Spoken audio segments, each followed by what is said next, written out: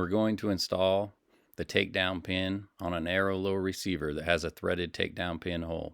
We include these set screws in all of our lower part kits. We also include them in our takedown pivot pin set. First, insert your takedown pin. Then insert your takedown pin detent, followed by your takedown spring.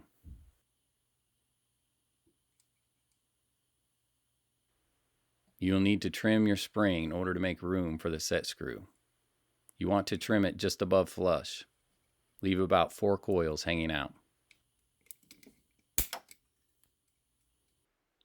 Then use a .050 hex tool to screw in your 440 set screw.